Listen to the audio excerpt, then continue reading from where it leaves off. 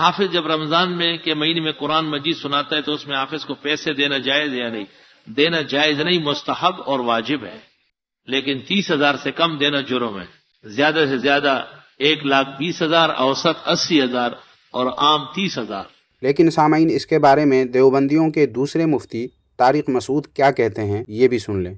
حافظ لوگ تراویح کی اجرت لیتے ہیں نا، یہ حرام ہے، خوب سمجھ لو۔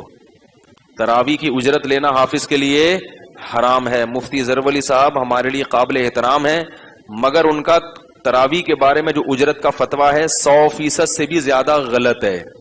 عجیب بات ہے، ایک دیوبندی مفتی نے واجب کہا جبکہ دوسرے مفتی اسے حرام کہہ رہے ہیں۔